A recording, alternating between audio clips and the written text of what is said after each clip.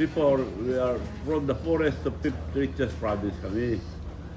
For a long time, hindi ko akalain na ang ina-announce nila 2024, wala pa yung 25. 2024, Ilocos Sur now is the richest province in the entire country. So, tinalo namin ng Cebu, Bulacan. Ano po yung naging Well, mga taxes ng tao, dumami ng negosyo. Aside from that, may ginawa akong batas noon because our major industry in Ilocos Sur is Virginia tobacco, the main ingredient of cigarette. Pareho kami ng Ilocos Norte, ng industry. That's our major industry. So, nung ginawa ko yung batas, kasama rin ang beneficiary ang Ilocos Norte. So, after 40 years, next year, 40 years na yun, batas na ginawa ko. So, nag-develop, yun ang nagbigay ng mga... Kasi sinusuportahan namin yung mga farmers namin. We give free farm equipment, seeds and everything. And mga businessman na encourage namin, hindi kami nakikisosyo sa kanila. Unlike, balita ko sa iba, pag may negosyo, sosyo tayo. No, we help them. In fact, we finance some. Ako nga, kung may gusto magtayo sa inyo ng hotel, tapit kayo sa amin, yung pinakababa ang porsyento. Pero marami na rin umiram, hindi parang bayad. So talagang nakaka-attract magnegosyo To attract, sa Ilocos. just to attract, because we're developing now our tourism industry. Because tourism industry, parang kong sinasabi, na pinakamagandang dagdag sa industry namin, yung tourism industry, because the domino effect of tourism industry, pag maraming turista, maraming pera, maraming gagastos, maraming trabaho. So, yung domino effect nun. Gusto ko peace and order sa... From the most notorious province, we are now the most peaceful province in the entire country. And yan, Manong Chavit, no, nakakatuwa nga, talking about tourism, talagang puntahan ang lalo na Bigan, di ba? Yeah. O dati, yung Cali Crisologo talagang tinutulog, pero ngayon ang dami. You even have gymnasiums, everything, no? Tapos pati yung dancing fountain. Dancing We saw fountain. that, yeah. Ang sarap pumunta, ang sarap mamasyal niya. Yeah. You know, we have all the infrastructure now for tourism. We have the most modern Coliseum in the entire country. Yes. And yung dancing fountain is also an attraction. Ginawa ko yan ilang years na nakaraan. Siguro 20 years ago. Mandar pa rin. Dahil quality and stainless lahat yung mga tubo. Unlike others na after a year, kinakalawang na. So that yun, infrastructure, we're ready for more tourism to come because inaantay na lang namin yung flight ng nangako ang PAL and Cebu Pacific, including Secretary Gison, na makakaroon na, latest will be December, sabi niya. Eh wala pa naman up to now. This is in Bigan po. Sa Bigan Airport, diretso. Kami na nagpa-expand yung unti-unti kasi makatanggap kami ng pundo sa gobyerno, 50, 100, kumisan wala, 0.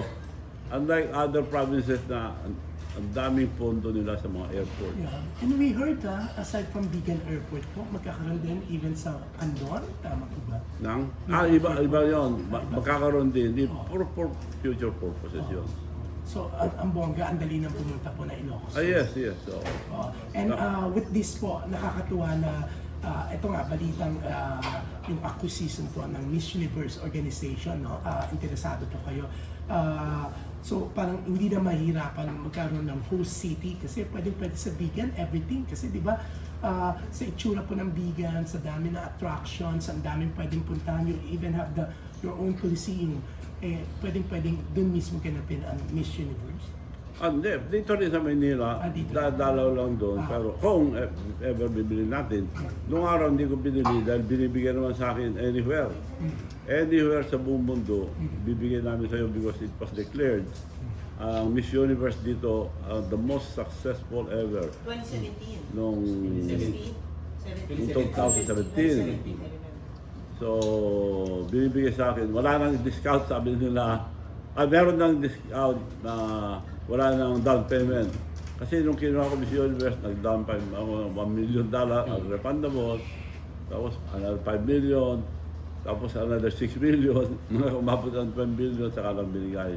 2017 po. Pinahirapan ako talaga nung 2017 po yan. 2017. Masyadong mahal. At bawal ilabas ang mga beauties all over the world. Dahil kung may mangyari, national issue. So ayaw nila.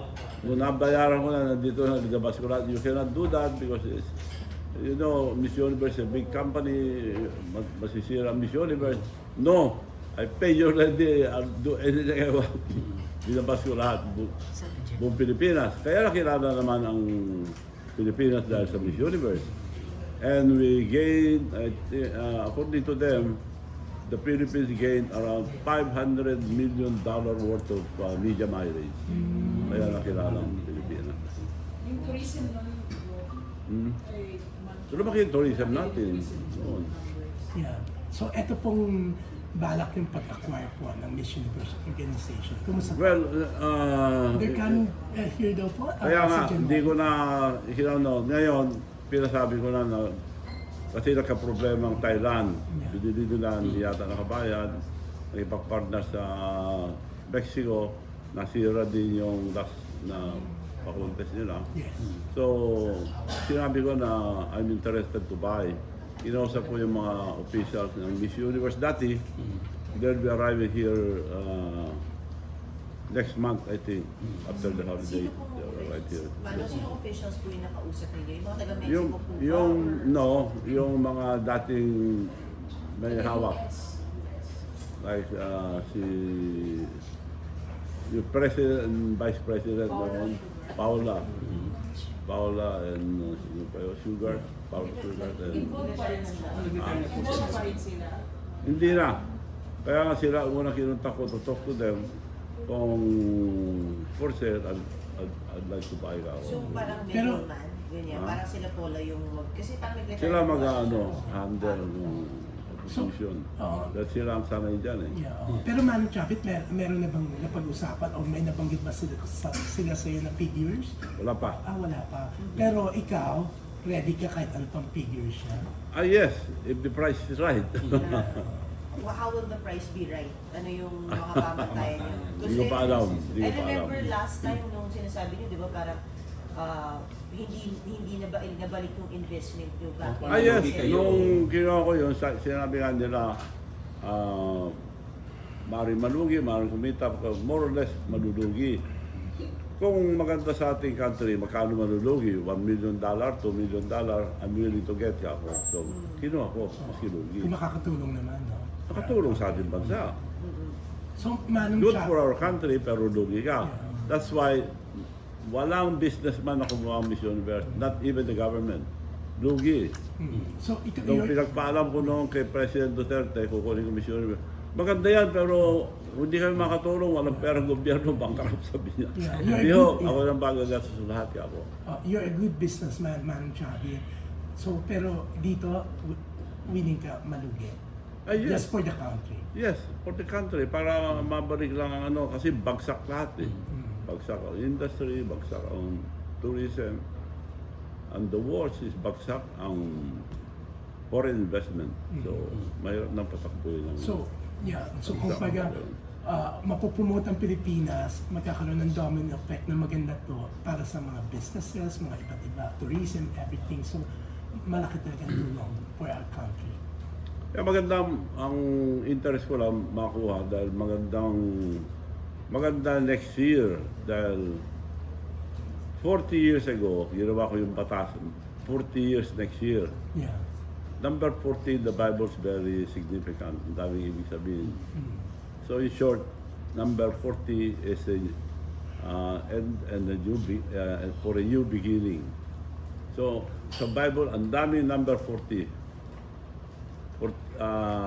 Si Moses, inantay niya yung Ten Commandments, nag-fasting ng 40 days. Jesus Christ fasted for 40 days.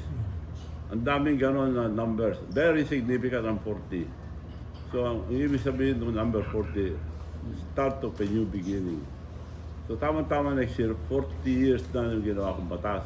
And now we are declared as the richest province in the entire country. So magandang noon lang, nung fifth reaches kami, kailangan wag tayong bumaba ako. Hindi ko nakakalain na akyat pa kami. So ngayon ang problema ko how to maintain and palakihin pa. So we're developing now in every town. I just had a meeting with all the mayors. Tinignan ko lahat yung mga, sinadmit lahat yung mga lugar nila, may mga waterfalls, may mga hot spring, de-develop namin lahat.